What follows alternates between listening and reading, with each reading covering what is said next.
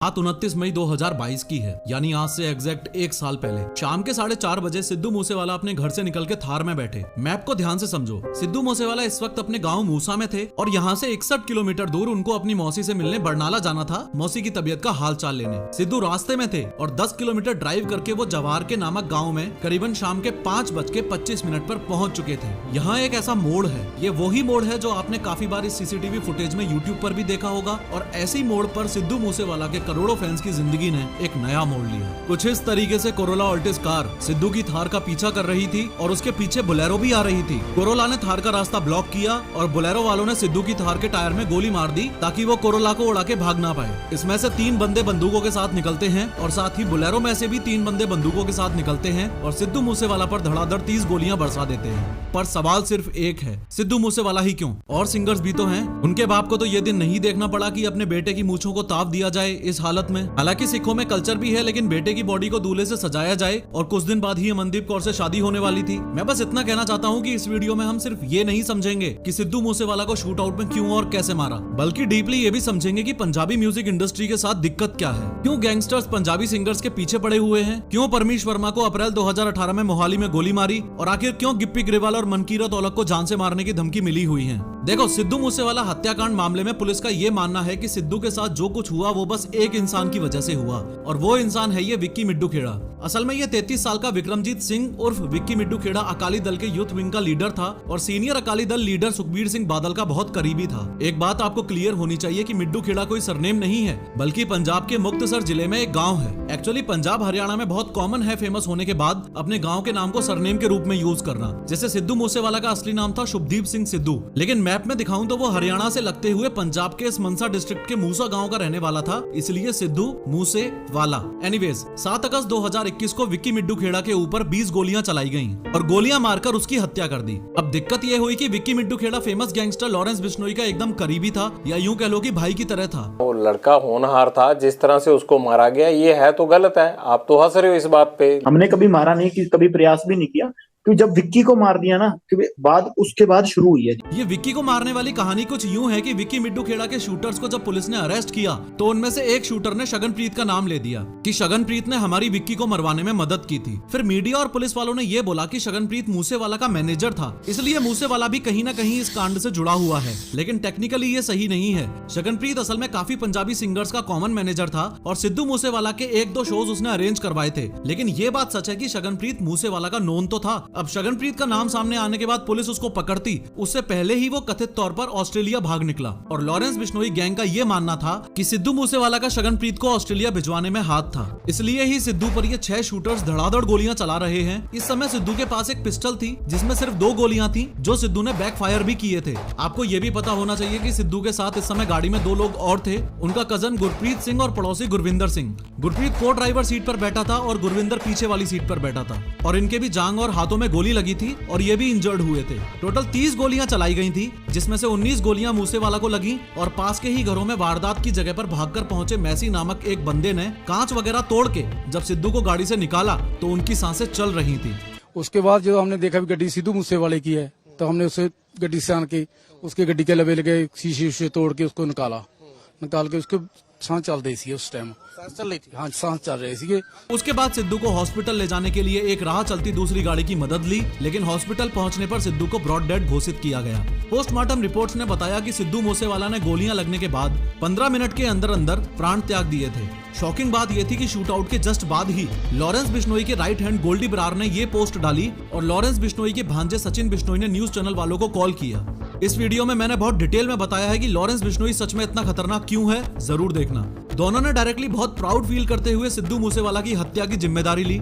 Facebook post में गोल्डी बरार ने बताया कि विक्की के कत्ल में सिद्धू मूसेवाला का हाथ है, ये जानते हुए भी पुलिस ने इस पर कोई एक्शन नहीं लिया, इसलिए हमने एक्शन लिया। और सचिन बिश्नोई ने न्यूज वालों को कॉल करके बोला, सिद्धू मूसेवाला की हत्या में आप भी शामिल हैं? आपने पोस्ट भी डाली थी एक। हाँ, मैं शामिल था, मैंने अपने हाथों से मारा है उसको। सिद्धू मूसेवाला की हत्या क्यों किया आपने? पब्लिसिटी स्टंट है? क्यों मारा आपने इतने टॉप सिंगर को? नहीं, उसे किसी पब्लिसिटी स्टंट के या फिरौती के लिए नहीं मारा गया।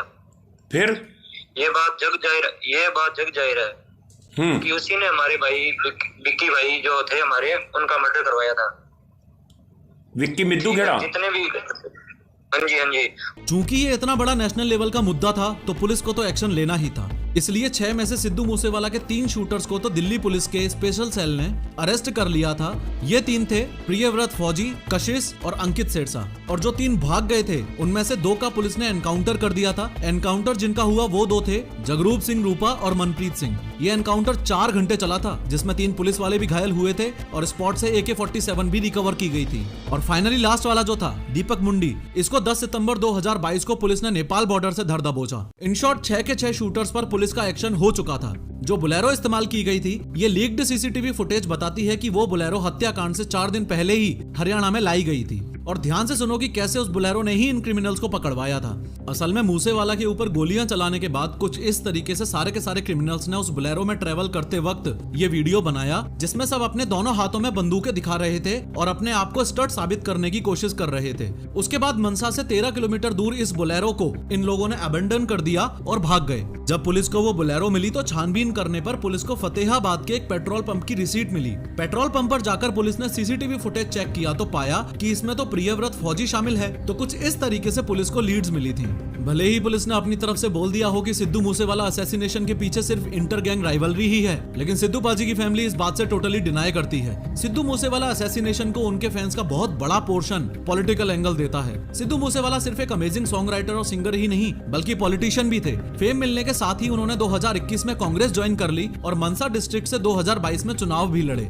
लगभग 63,500 वोटों से वो आम आदमी पार्टी के विजय सिंगला से चुनावों में हारे थे। असल में पंजाब में आम आदमी पार्टी से पहले जब कांग्रेस की सरकार थी तब सिद्धू मूसेवाला की सिक्योरिटी पर काफी ध्यान दिया जाता था, लेकिन आम आदमी पार्टी की सरकार आते ही उनकी सिक्योरिटी 8 से हटाकर 4 गार्ड्स की कर दी। पॉलिटिकल एंगल इस केस को इसलिए भी दिया जाता है क्योंकि आम आदमी पार्टी ने सिद्धू मूसेवाला पर अटैक से जस्ट 1-2 दिन पहले ही 424 VIPs की सिक्योरिटी कम कर दी थी। यानी जिस दिन सिद्धू मूसेवाला पर अटैक हुआ उस दिन उनके पास घट के 2 सिक्योरिटी गार्ड्स ही बचे थे और हत्या के समय वो भी उनके साथ नहीं थे। साथ न होने का कारण ये बताया जाता है कि सिद्धू उस दिन अपनी मौसी से मिलने अपनी बुलेट प्रूफ फॉर्च्यूनर में नहीं बल्कि पर्सनल थार में गए थे। थार 4 सीटर होती है तो उसमें 2 और जनों को ले जाने की जगह नहीं थी। वैसे एक्सपर्ट्स का मानना यह है कि उस दिन अगर वो अपनी बुलेट प्रूफ फॉर्च्यूनर में सिक्योरिटी के साथ भी होते तो भी बच पाना मुश्किल था।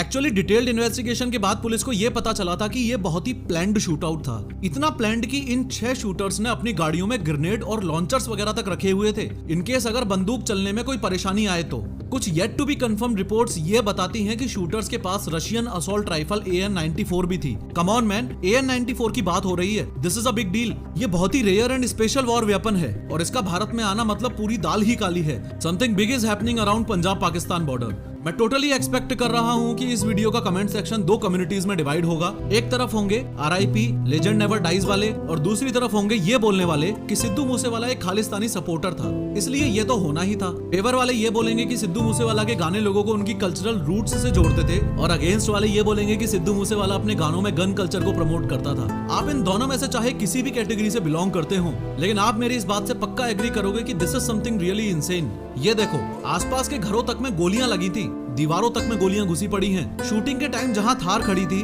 वहां ऐसे पेचे गाड़ दिए गए हैं स्पॉट को मार्क करने के लिए। 1 साल बाद भी ये स्केरी सीन्स हमें पंजाब के गन कल्चर के बारे में बात करने पर मजबूर करते हैं। पंजाब इंडिया की सिर्फ 2.3% पॉपुलेशन कंटेन करता है, लेकिन टोटल इंडिया के 10% लाइसेंस्ड आर्म्स पंजाब के पास ही हैं। भारत के टोटल 40 लाख लाइसेंस्ड हथियारों में से 4 लाख तो पंजाब के पास ही हैं और जो क्राइम्स हो रहे हैं वो ऑब्वियसली नॉन लाइसेंस्ड हथियारों से हो रहे हैं। सिद्धू मूसेवाला के कुछ फैंस ये भी मानते हैं कि ये हत्या एक मिस्ट्री टाइप है। शायद सिद्धू को पता था कि वो कब और कैसे मरेगा। बहुत ही खतरनाक कोइंसिडेंस है कि 295 सॉन्ग उसका मोस्ट पॉपुलर है और डेथ भी 29/5 यानी 29 मई को ही हुई। सिद्धू अमेरिकन रैपर टुपैक शकूर का बहुत बड़ा फैन था और जैसे उसकी हत्या हुई सेम तरीके से सिद्धू की भी हत्या हुई। खैर, हम सब फिलहाल ये जानते हैं कि हमने एक रियली टैलेंटेड सिंगर और सॉन्ग राइटर खोया। इस प्राउड फादर और टूटी हुई माँ ने अपना बेटा खोया और एक फियांसे ने अपना होने वाला पति खोया। और हाँ, गैंगस्टर्स पंजाबी सिंगर्स के पीछे क्यों पड़े रहते हैं इस बारे में भी हम फ्यूचर में बात करेंगे। सिद्धू मूसेवाला को मारने के बाद लॉरेंस बिश्नोई का सलमान खान को मारने का प्लान इतना स्ट्रॉन्ग कैसे है इस वीडियो में समझो।